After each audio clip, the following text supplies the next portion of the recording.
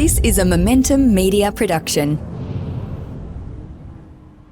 The SMSF Advisor Show. Your expert insights into the biggest themes shaping the SMSF advice industry. Hello and welcome to the SMSF Advisor Show. I'm your host, Keith Ford, joined as always by my co-host, Aaron Dunn from Smarter SMSF. Hello, Aaron. Hi, Keith. How are you? I'm doing very well, thank you. Yourself? Not too bad. So back in Melbourne again this week. So I was at the FAAA Congress last week presenting there on our favourite topic we seem to be talking about a lot on, Div 296. That's all we talk about. Yeah, it is. But we're actually not going to talk about that today. No, we're skipping it completely. We need there's been no new anything new jumping out on that front the last 2 weeks. So yeah, I think we're safe to skip it for the moment. Yes, correct. Well, there is mumblings that we may see that legislation get introduced in the first week of December. So we may be talking about it on our next show. Politicians doing work in December? I don't believe it. Yeah, well, I think they've got another week extra lined up, but we will wait and see. So as is always the way, we kick off with what's making news. So I'll hand over to you. All right. And so one of the interesting things that happened in the last 2 weeks since our last recording, the ATO has mentioned it's announced this program that it's got in place, which is essentially called the Illegal Early Access Estimate. Justin McHale, who's an assistant commissioner with the ATO last week at, I think it would have been the week before actually, at the CAANZ National SMSF and Financial Advice Conference. He actually announced it there. He said that basically it's too soon for them to share any of their findings from this program, but they're intending to publicly release the estimate in early 2024. Essentially what they're looking at is estimating the amount of money that's been illegally withdrawn from SMSFs and trying to keep it atop of that kind of issue. So Aaron, could you run us through a little bit of what this means? Yeah, so naturally, the ATO's really ramped up, I guess, their research and understanding of the behaviour of trustees that have been raiding the piggy bank before they're naturally entitled to, i.e. before preservation age. And whilst we're seeing a number of people going through that process of taking money and maybe they're falling into some sort of voluntary disclosure, maybe they're not, and then they're getting caught in this process and obviously disqualification and taxation and stuff happening through the ordinary course, the ATO really hasn't tried to understand this to the extent that they're now going to look at doing. So they're going to undertake some sort of research and marry that up with what they also see about, the lack of capability or understanding for managing their funds and really trying to identify behaviours and trends that therefore might mitigate the risk of clients entering the superannuation system and then ultimately taking that money out in an illegal form. So this arguably you would say would be almost somewhat overdue by the ATO, but it's an emerging issue for them to really try and understand this further because like anything, these sort of areas become much more heightened through increased levels of money actually being taken. And I think the other aspect to it is there are a number of funds that remain outstanding with their lodgements, which would also infer that there may be money that has gone, and that may be through lost investment, but it may also be through the fact that the money has just been taken out in a legal sense and they never intended on upholding what their obligations were going to be as a trustee in the first instance. Yeah, so that was one of the things that Mr. McHale said. He pointed out that, it's as part of the focus on the illegal early access, they're looking at the new trustees who are entering the system essentially with the sole intent of taking their retirement savings before they're meant to. So the idea is that there's newly established SMSFs, they've received a rollover, but as you mentioned, have not lodged their first annual return. Currently, the numbers that he gave, 17% of the 28,000 funds that were registered in 2022 have failed to lodge their first return. And of those, about 50% appeared to have rolled money into their SMSF. So if you're looking, of those funds, that's a pretty considerable amount that have been created with what appears to be, from the ATO's perspective at least, the sole purpose to just access funds illegally. Yeah, and what is even more interesting when we look at that is the amount of work that the ATO has actually done as part of the establishment process to try and eliminate that. So even with the level of work that gets undertaken initially by the ATO to make sure only the right sort of entrants are coming in. So, they'll hold registrations up if there are outstanding tax returns and of individuals and related entities and all this sort of stuff.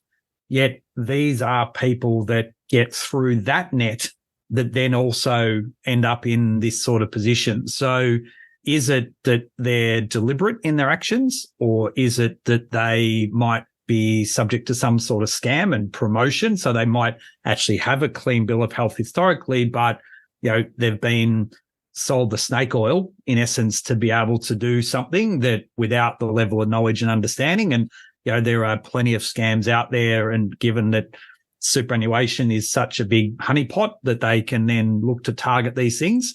So we don't know. And this is, I guess, in essence, why the ATO's trying to understand this further and make that registration process more robust for those that are entering the system, entering it for the right reasons, making sure they understand the obligations, and then try and remove out this other group that appear to be getting through, and then working out, well, what is actually happening with that group that haven't lodged the return? So is it genuinely illegal early access? Is it genuinely something else? And what is that something else? Yeah. And he noted that there's also around 32,000 SMSFs with members that have not reached preservation age and have failed to meet their lodgement obligations for the first time. So that's another area where they're looking at, all right, you've had a clean bill the rest of the way. You've not done it this time. You're not in preservation age. What's going on if you access money and you're trying to hide it? And so that's also quite interesting. And obviously 32,000, that's a significant number.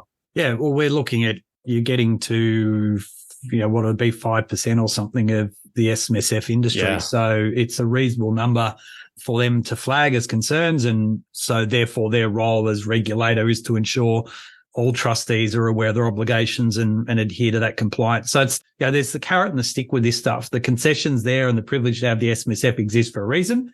The carrot is what you get from it. The stick is if you don't behave right, you will be disqualified. You will, in essence, get the full brunt of the law. So those that don't do the right thing, the ATO is actively out there trying to not only pursue, but trying to find out more to remedy these as they move forward as regulator too. That's it. Don't mess with the ATO. Yes. On that front, we've mentioned a few numbers here of the members that have not lodged, things along those lines, but we have other numbers that are ATO related. They've released their latest statistics on the number of SMSFs. We're at 611,961 SMSFs at the end of the September quarter. So the September quarter, which is the largest, it's the quarter that gets the most establishments. It had 8,000 SMSFs established in this quarter. It's the second highest number over the past 5 years. 2021 September quarter was the previous high at 8,340. A lot of numbers I've just said there. The listeners might not be keeping track because they're not looking at a screen that has it there. But there's also been a revision of the June quarter numbers, which, as we mentioned on the podcast when we were discussing those, that usually does happen. It is quite a revision. So the windups in the June quarter were 297, which has now been revised up to 4,937. So a big jump there, kind of to be expected with the end of the financial year. If you're going to wind up, that's the time to do it.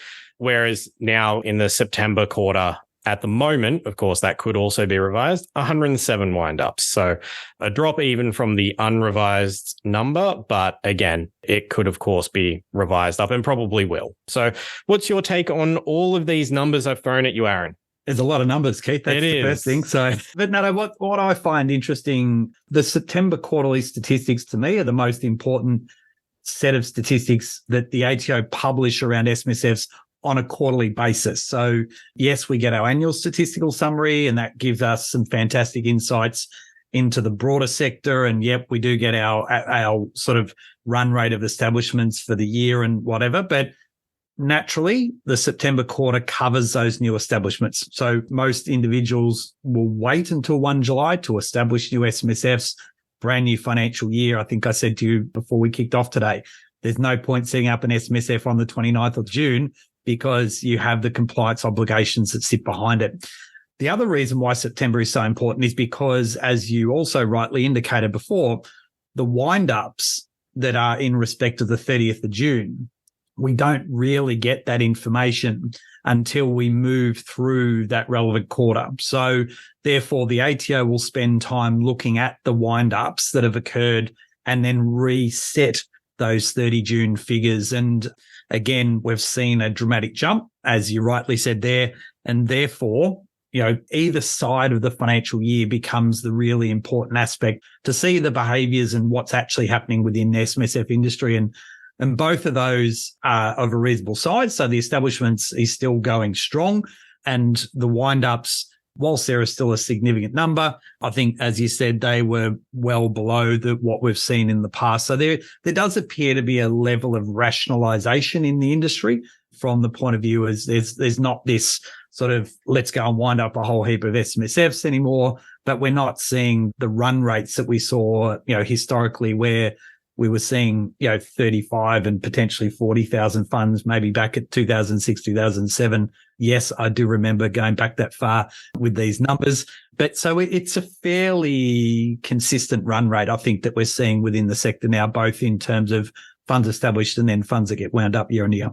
Yeah. And so there's also been an increase in the number of members within SMSFs. We're at, I won't read the entire number, 1.143 million, roughly, up about 20,000 on the June quarter as well, which, with 8,000 new establishments, you would expect a jump in members as well. But yeah, up 20,000, which, that's more than 2 per SMSF increase, which is interesting. Yeah. There's also $884.6 billion of total estimated assets within SMSFs, which, once you start getting into numbers like that, it does all lose a little bit of perspective. It becomes very nebulous and abstract, but that's a lot of money held within the SMSF sector. I think the overall super sector is about 3.4 trillion. Yep. So it's about 28% now. Yeah. So it's a good chunk of the total industry held in there.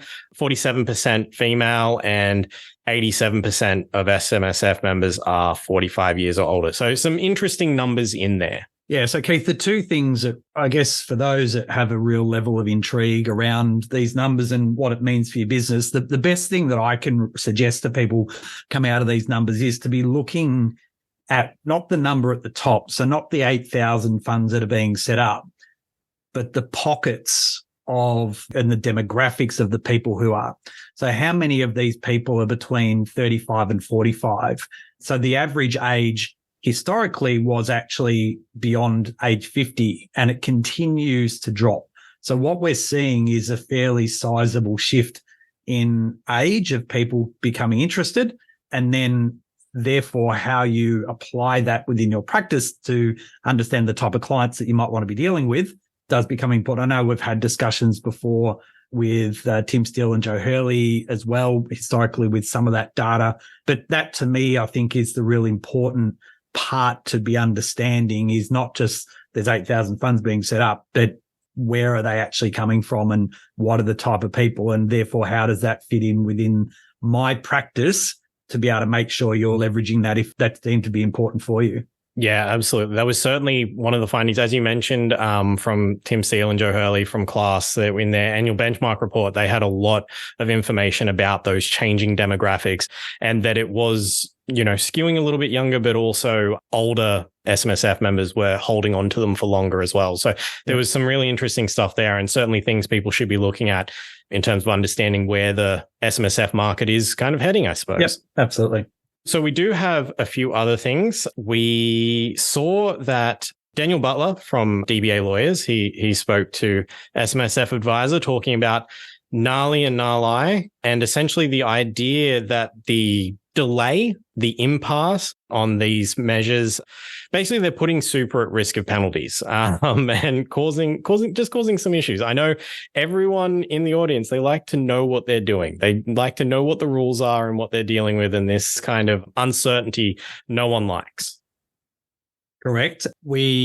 I guess on the flip side, the government would argue that they're trying to make sure that they get outcomes that obviously fit a square peg in a square hole rather than a round peg in a square hole, which is why we've just finished a Senate inquiry. And I know there are a number of submissions made to that inquiry, and then also a number of individuals appeared before that Senate inquiry.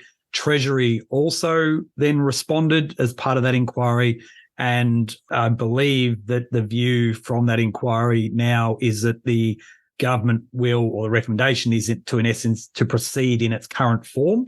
So it's be quite interesting that we have integrity measures inside the Tax Act rather than potentially what was being proposed was an integrity measure inside Section 109 in arm's length dealings.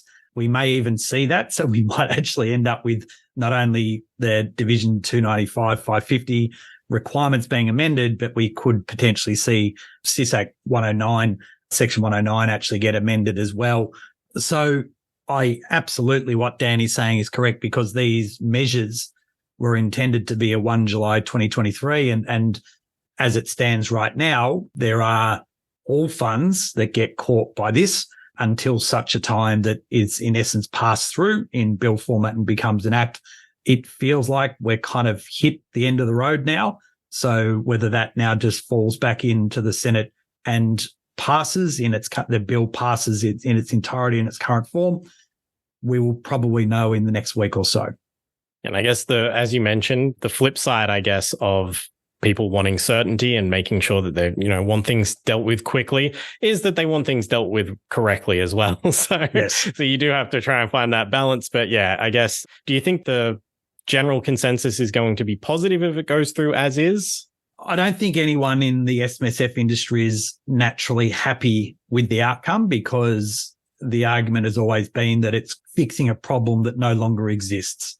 And hence why the integrity measure that was being proposed was to put it within the SIS Act rather than, and therefore becomes part of the audit compliance function, and that there were other ways in which the rules could apply to penalise, in essence, that by virtue of the contribution caps and so forth. But the Treasury's view is that it needs something a bit stronger, and therefore this 2 times approach is the appropriate way to do it. Now, how that's going to be administered is going to be anyone's business, which is why potentially there's a gap in the way in which this might get found and therefore resolved, which potentially means that we could see some Section 109 changes on top of that, which then enforces that upon the auditor to look at that particular issue as well from a compliance aspect, rather than just looking at it in a financial context. That's part A of the audit report. For sure. Well, we're going to take a quick break now. And when we come back, we will still be with Aaron. We'll be hearing his thoughts on the possibility of a super fund pathway for advisors. All right, and we're back now, still with Aaron Dunn from Smarter SMSF. We're going to be talking about some of the comments that Financial Services Minister Stephen Jones made at the FAAA Congress while he was on stage and Aaron was waiting to do his presentation. Yes. Mr. Jones essentially talked about the possibility of super funds to act as a pathway to get more advisors into the industry. So, as the audience will be well aware, the number of advisors has dropped pretty considerably, basically since the Royal Commission final report was handed down, and indeed since it kicked off even. But there was somewhere in the vicinity of around 28,000, 29,000 advisors at that time, and it's dropped to about 15,700 now. So that's a big drop in the industry. And so part of what the government's looking at is, in order to increase the number of advisors, looking at the way to get more people into advice to begin with.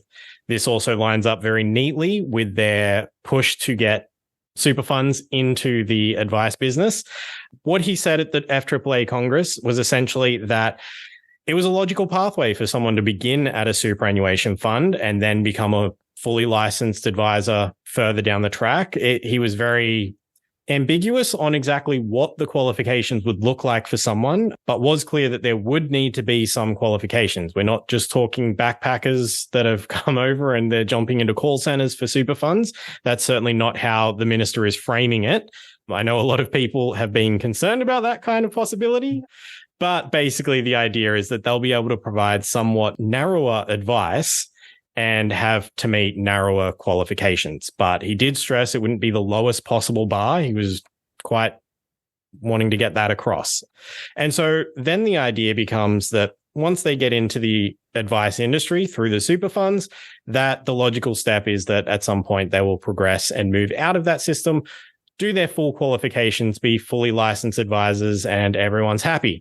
What I kind of wanted to get your thoughts on, Aaron, was the idea that they could perhaps move into then providing SMSF advice. So unlike when the banks were the main pathway, they would have a very solid understanding of the superannuation system if that's what they were limited to providing advice on. And then there would perhaps be a possibility that once they move out into the fully fledged advice space, they might decide that they want to be giving SMSF advice. They want to help people with super still and not just confined to the APRA space. They want to do it on the self-managed side as well. And just wanted to get your thoughts on that as a possibility.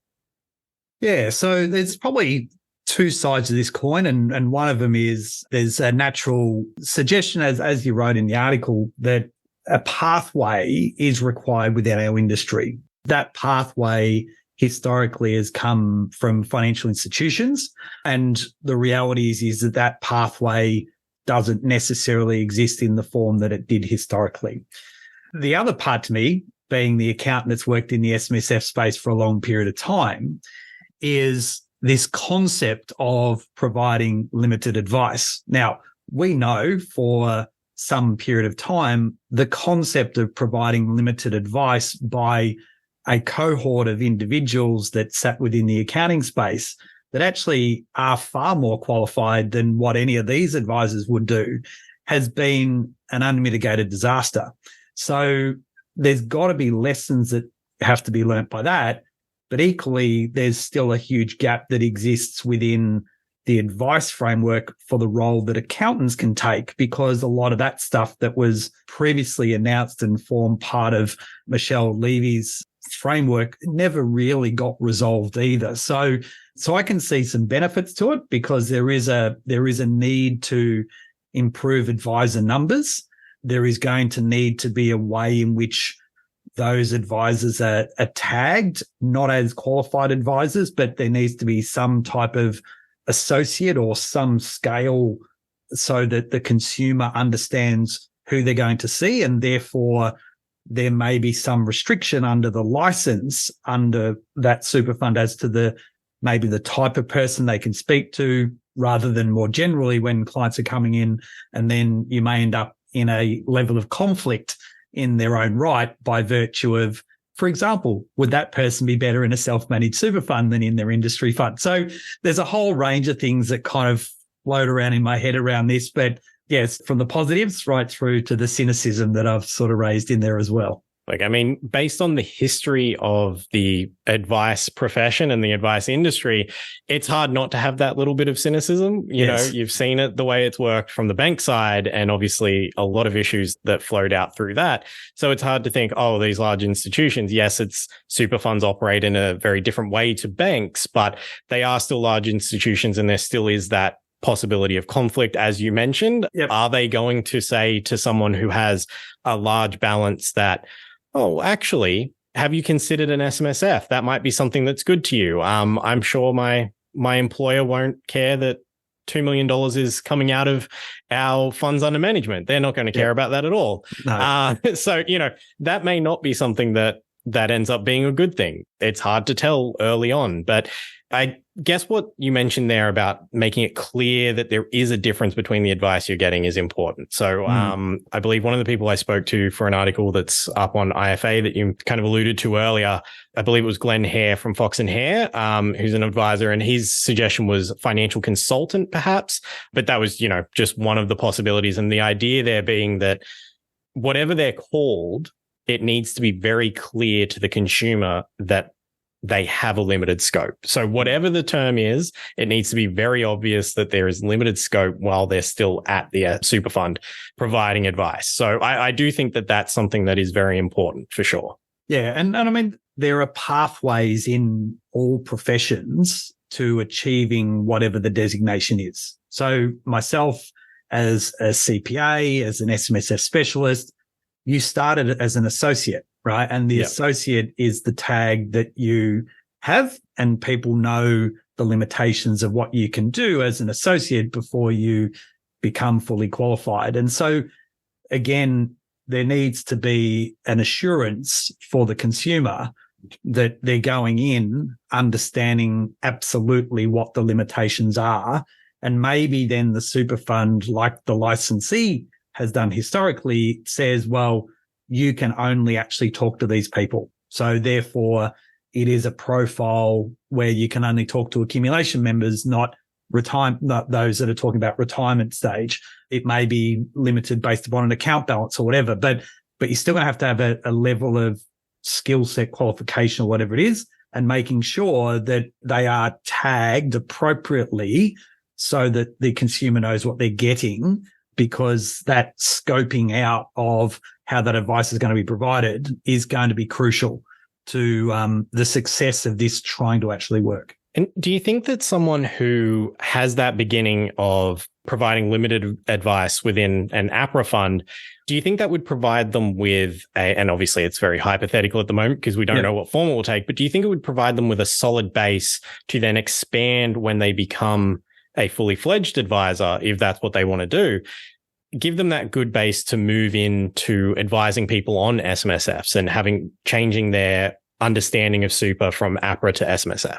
Yeah, I think any sort of pathway, having a pathway is going to be important, right? So the scope of the conversations they might be having with clients initially could just be, well, I want to learn the benefits of salary sacrifice. So instead of me just having my mandated superannuation in, what are the benefits of me salary sacrificing? And therefore the scope of that advice might be around that. Now, yes, there may be an element of, well, would digital advice be better for that sort of stuff? But the reality is there will be people that will still want to talk to someone, have a relationship with someone around those decisions that may naturally flow on to the levels of insurance that would be appropriate. So rather than a default level of cover, they actually look at some assessment and analysis of the individual's needs, and therefore can determine what level of insurance would be appropriate for them within the fund as well. And so you can see a natural progression happening. Yeah. And then therefore the question becomes, well, have I tapped out in my ability to do things within the APRA land in an industry fund environment, that therefore I may be better suited moving out into a retail environment, and that retail could then encapsulate moving to a licensee and then potentially even talking about SMSF as you get along as well. Now, what's fascinating is, the fact that we're seeing these niches and the recognition of those niches. I mean, for a long time, there has been a push towards, recognition of the specialization skill set that sits within SMSF. So if we're going to be going down this path, well, then you want to just make sure that we kind of finish it off and look at that specialization in the SMSF space to make sure that those that work in it are naturally attuned and skilled to be able to do so as well.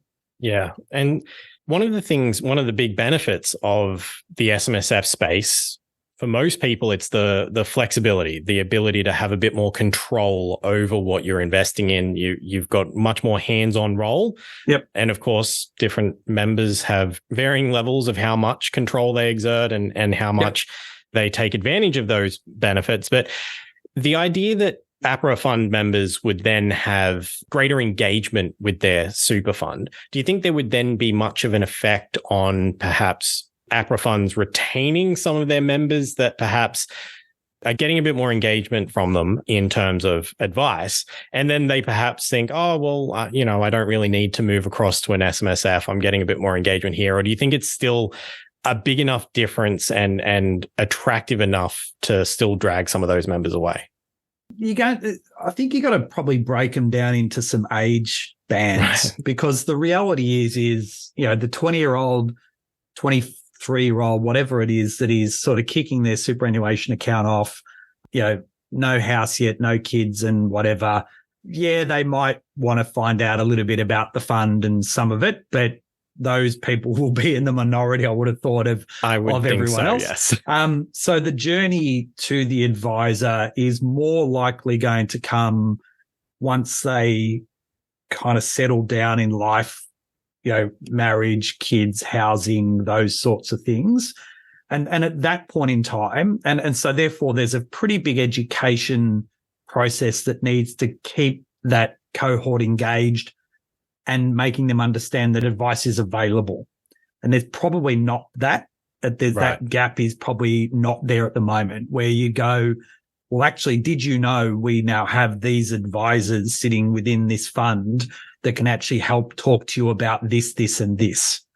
And that then provides the opportunity to build the relationship with them and take them from that accumulation phase and then potentially into transitioning to retirement and into retirement. And so you're likely to protect or have a much greater and entrenched relationship with them long term, but you still have a best financial interest duty to make sure at the right points in time that is this still the best product for them. So you come back to conflicts and all those sort of things that you need to ensure that, people are held to higher standards of those. And just because they're sitting in here doesn't mean that they can't be looking at alternative products. And I'm not just talking about SMSF, but other products that may be better suited to them based upon their circumstances, because they may be the tradie that kicked off as an apprentice, Sparky or whatever, and they did stuff, and then they move into becoming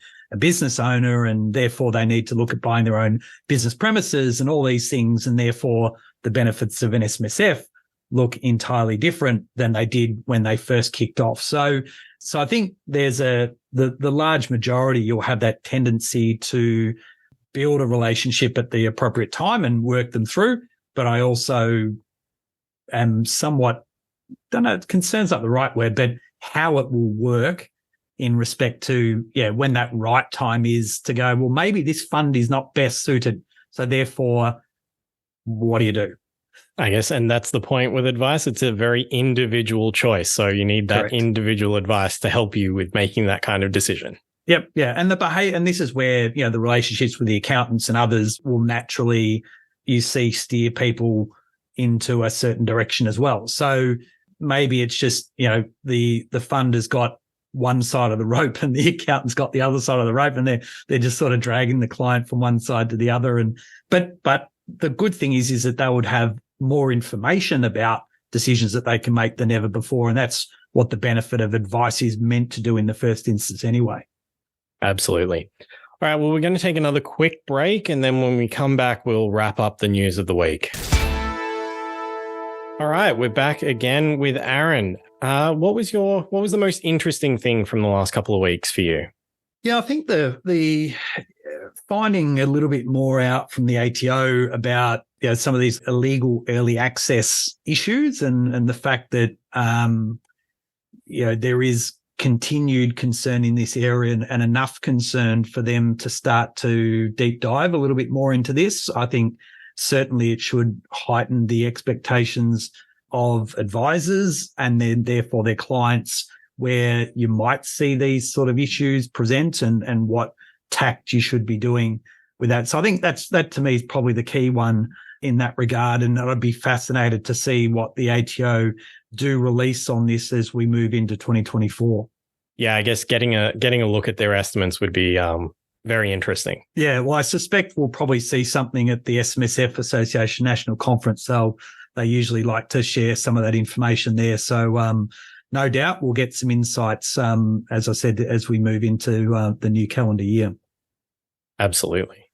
So, as is always the way, Keith, if anyone has any topics, suggestions, speakers, and so forth, how can they get in contact with us? That's it. Editor at smsfadvisoronline.com.au, and they can hit us up with anything they think we should know.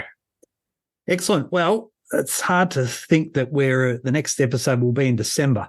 It is a little bit concerning, I feel. I'm like, am I ready for Christmas? Do I know what's going on with the end of the year? I don't know. Yeah. Anyway, well, to everyone who's out there listening, thank you once again for joining us. We will see you next time. Take care and bye for now. The information featured in this podcast is general in nature and does not take into consideration your financial situation or individual needs and should not be relied upon. Before making any investment, insurance, tax, property or financial planning decision, you should consult a licensed professional who can advise whether your decision is appropriate for you. Guests appearing on this podcast may have a commercial relationship with the companies mentioned.